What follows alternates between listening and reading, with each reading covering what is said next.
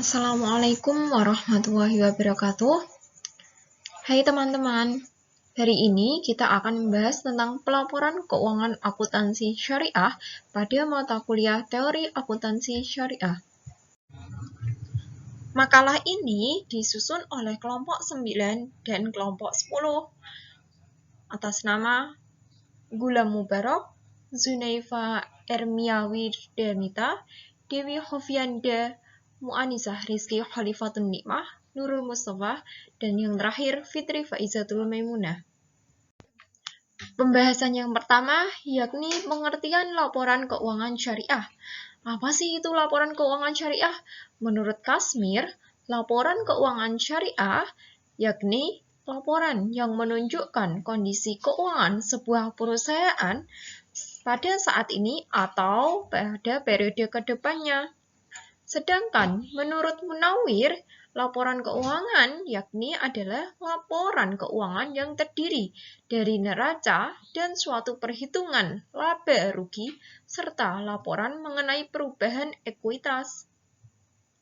Sedangkan menurut IAI, Ikatan Akuntansi Indonesia, laporan keuangan adalah laporan keuangan yang terdiri dari neraca, laporan laba rugi, laporan perubahan ekuitas, laporan posisi keuangan, catatan, dan laporan lain serta materi akan penjelasan yang merupakan bagian integral dari laporan keuangan.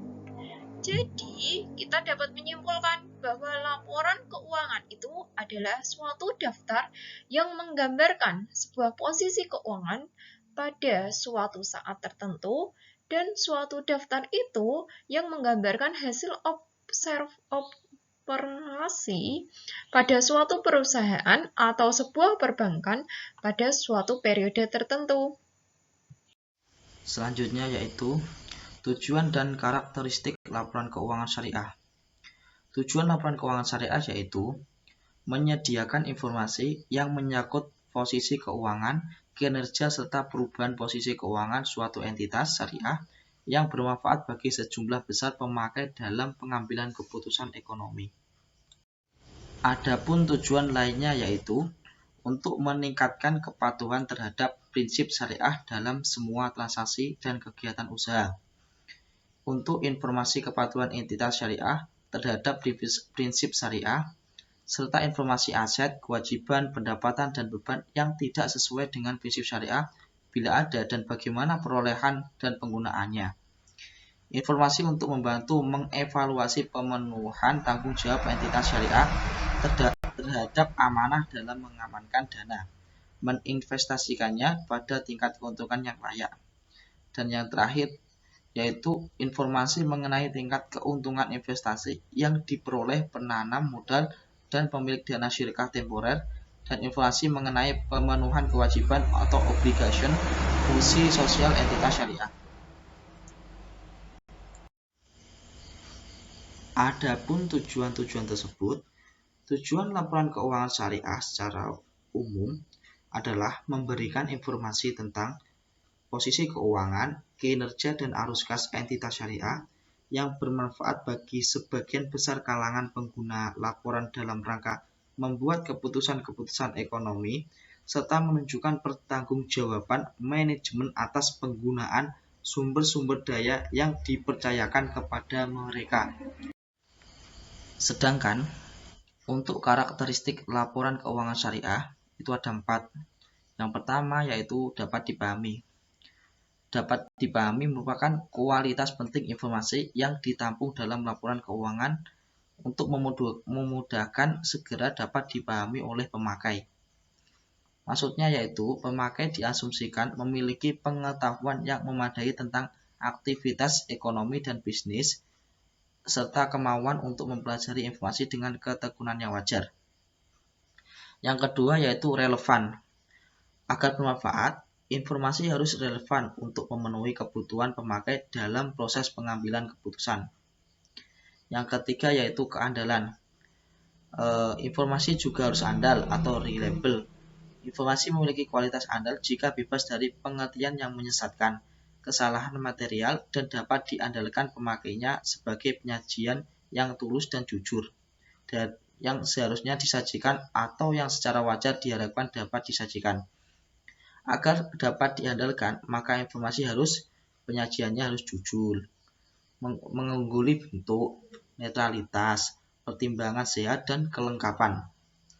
Yang terakhir yaitu dapat dibandingkan. Pemakai harus dapat memperbandingkan laporan keuangan entitas syariah antar periode untuk mengidentifikasi kecenderungan atau tren posisi dan kinerja keuangan tersebut. Pembahasan yang selanjutnya yakni kerangka dasar laporan keuangan syariah. Kerangka dasar itu merupakan sebuah rumusan konsep yang mendasari penyusunan dan penyajian laporan keuangan bagi para pemakai eksternal. Adanya perbedaan karakteristik antara bisnis yang berlandasan pada syariah dengan bisnis yang berlandaskan pada konvensional menyebabkan IAI mengeluarkan kerangka dasar penyusunan dalam penyajian laporan keuangan bank syariah atau KDPP LKS pada tahun 2002.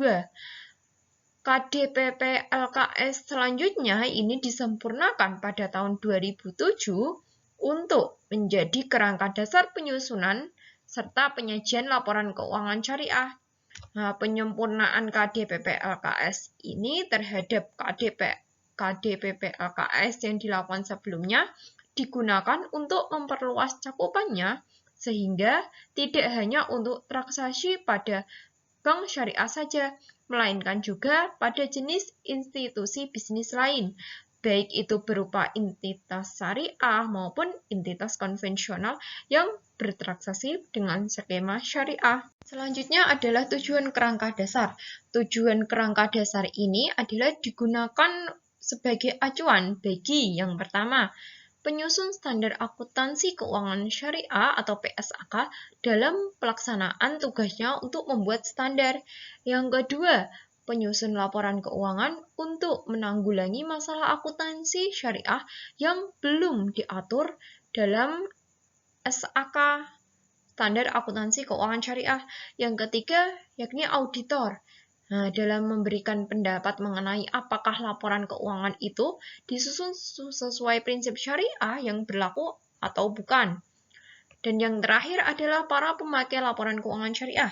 Dalam hal ini dapat ditafsirkan informasi yang disajikan dalam laporan keuangan syariah ini disusun sesuai dengan standar akuntansi syariah atau bukan.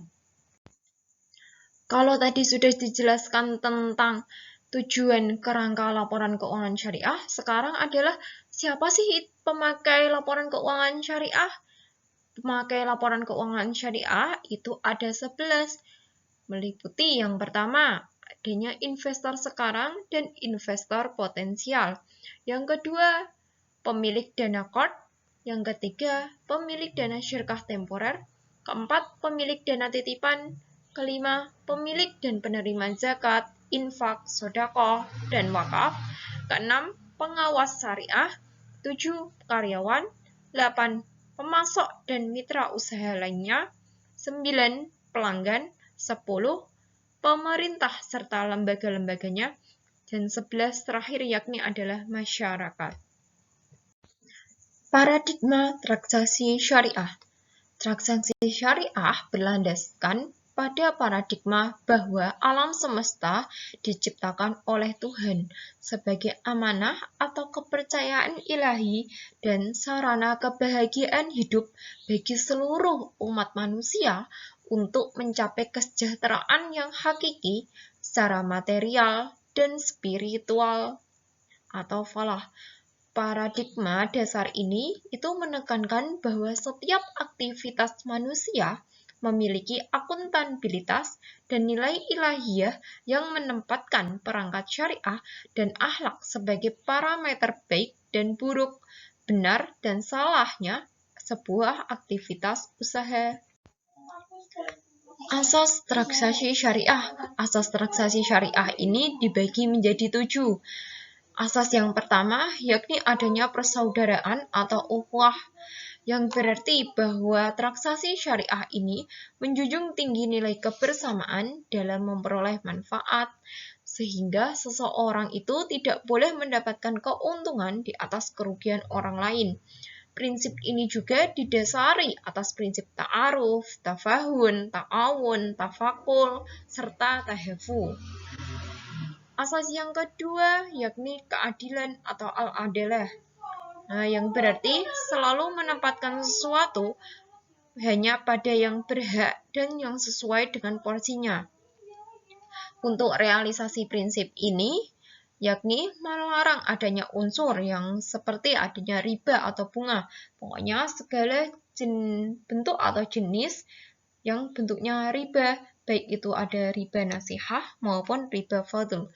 Yang selanjutnya yakni kezoliman, baik terhadap diri sendiri maupun orang lain serta lingkungan. Pokoknya kezoliman itu tidak boleh dilarang. Yang terakhir yakni judi atau bersikap spekulatif serta tidak berhubungan dengan produktivitas atau disebut juga dengan maisir.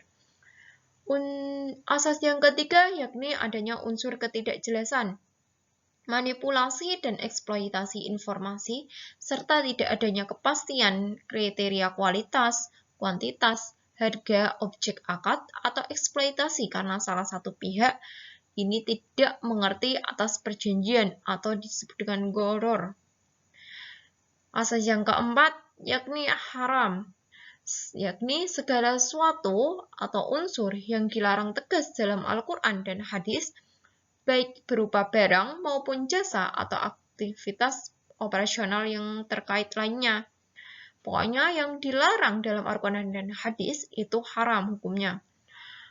Untuk yang kelima yakni kemaslahatan atau maslahah, yakni segala bentuk kebaikan dan manfaat yang berdimensi duniawi atau ukhrawi, material dan spiritual, serta individual dan kolektif. Asas yang selanjutnya yakni asas keseimbangan atau tawazun. Pada transaksi ini harus memperhatikan keseimbangan dalam aspek material maupun aspek spiritual, baik itu bersifat private atau publik, pada sektor keuangan ataupun real, bisnis ataupun sosial, serta keseimbangan aspek pengembangan dan pelestarian. Untuk asas yang terakhir yakni universal atau syumuliyah. Artinya transaksi syariah ini dapat dilakukan oleh, dengan, dan untuk semua pihak yang berkepentingan tanpa membedakan suku, agama, ras, dan golongan sesuai dengan rahmatal lil alamin. Pembahasan yang selanjutnya yakni mengenai tentang penyajian laporan keuangan syariah.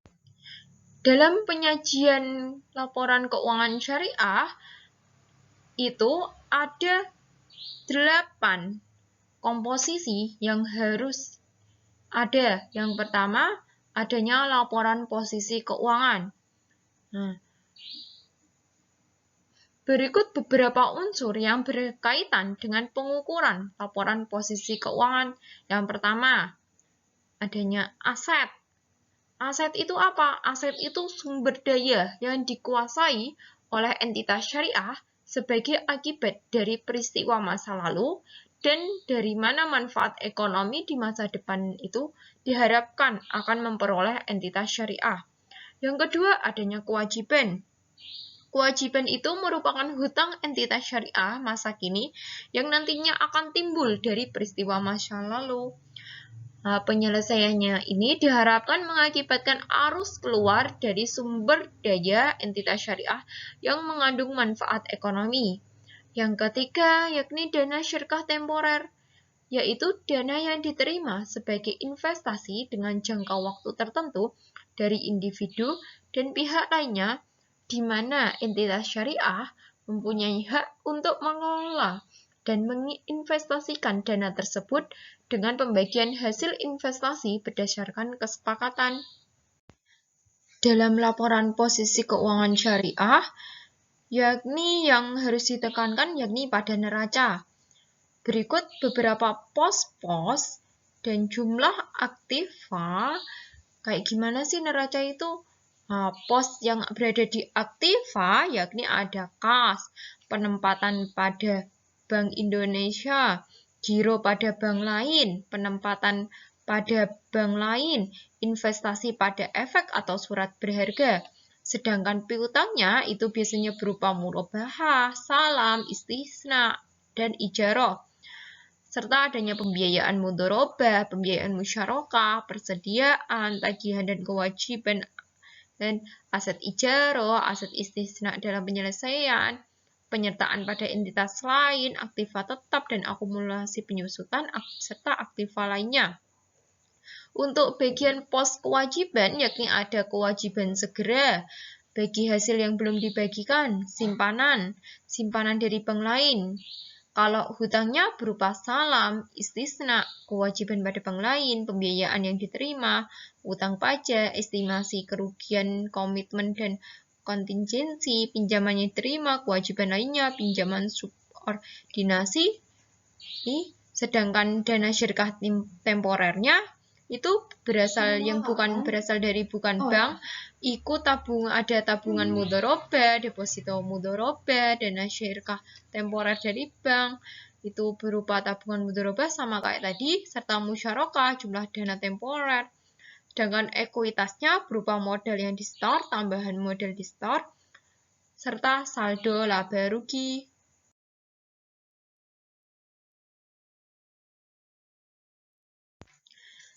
Untuk yang kedua yakni laporan laba rugi. Pada laporan laba rugi ini memberikan informasi kepada stakeholder atau kepalanya tentang kinerja operasional perusahaan selama periode waktu tertentu. Laporan ini juga memuat tentang pendapatan dan beban perusahaan serta nantinya akan membantu investor dalam menentukan profitabilitas, nilai investasi, kelayakan angka kredit perusahaan. Selain itu juga laporan ini juga membantu oleh investor dalam memprediksi jumlah, waktu, serta ketidakpastian arus kas di masa depan. Untuk pos laporan laba ruginya bisa dilihat di gambar dalam PPT tersebut. Yang ketiga yakni laporan arus kas atau cash flow statement. Laporan keuangan ini disajikan untuk memberikan informasi kepada stakeholder mengenai arus kas dan ekuivalennya. Nah, secara ringkas, laporan arus kas ini menggambarkan klasifikasi dalam 3 aktivitas. Yang pertama ada aktivitas operasi. Aktivitas operasi ini diperoleh dari aktivitas penghasilan utama pada pendapatan perusahaan. Yang kedua ada aktivitas investasi. Aktivitas investasi ini adalah pengungkapan terpisah arus kas yang berasal dari aktivitas investasi yang perlu dilakukan sebab arus kas tersebut mencerminkan penerimaan dan pengeluaran kas. Yang ketiga adalah aktivitas pendanaan.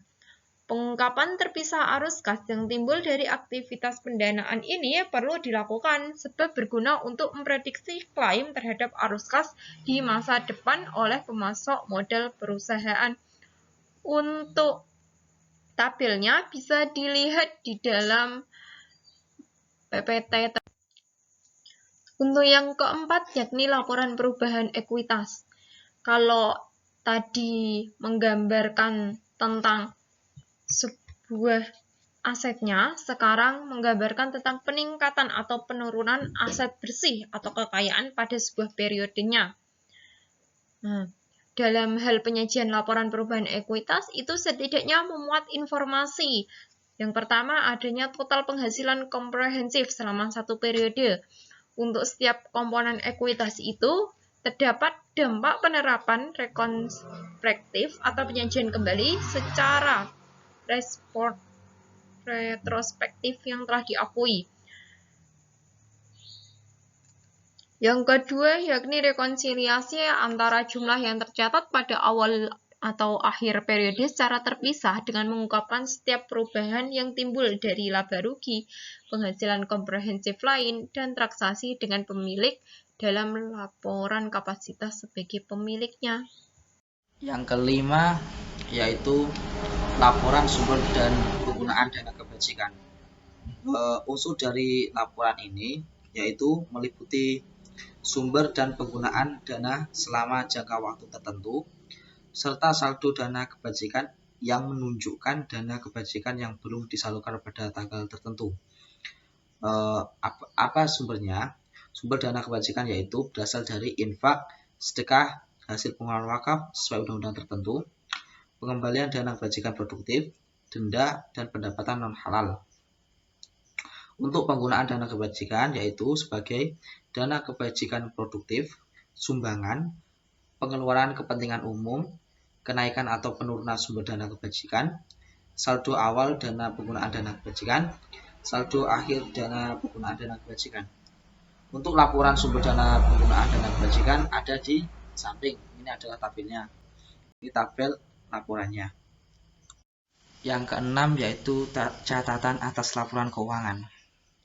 Catatan atas laporan keuangan berisi tentang uraian yang mengungkapkan semua informasi yang perlu untuk menjadikan laporan keuangan tersebut memadai, relevan, dan bisa dipercaya atau andal bagi para pemakainya. Secara struktur, catatan atas laporan keuangan itu menyajikan tentang dasar penyusunan laporan keuangan dan kebijakan akuntansi spesifik yang digunakan, mengungkapkan informasi yang disyaratkan oleh SAK yang tidak disajikan di bagian manapun dalam laporan keuangan. Dan yang terakhir, memberikan informasi yang tidak disajikan di bagian manapun dalam laporan keuangan, tetapi informasi tersebut relevan untuk memahami laporan keuangan tersebut.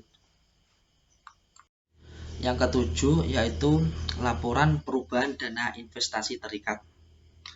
Laporan perubahan dana investasi terikat disusun sebagai laporan dalam menjalankan amanah untuk pengelolaan dana. Laporan ini memisahkan dana investasi terikat berdasarkan jenisnya. Komponen utama laporan ini yaitu saldo awal dana investasi terikat, jumlah kelompok investasi, dana investasi yang diterima dan kelompok investasi yang diterbitkan bank syariah selama periode laporan, penarikan atau pembelian kembali kelompok investasi selama periode laporan, keuntungan atau kerugian dana investasi terikat, imbalan bank syariah sebagai agen investasi, beban administrasi dan beban tidak langsung lain yang dialokasikan oleh bank syariah ke dana investasi terikat, saldo akhir dari investasi terikat, dan jumlah kelompok investasi pada setiap investasi pada jenis investasi nilai kelompok pada periode akhir. Untuk investasi dana terikat, itu adalah investasi oleh pemilik dana yang dikelola oleh bank syariah sebagai agen investasi. Dalam hal bank syariah bertindak sebagai agen investasi, imbalan yang diterima adalah sebesar jumlah yang disepakati tanpa memperhatikan hasil berinvestasi.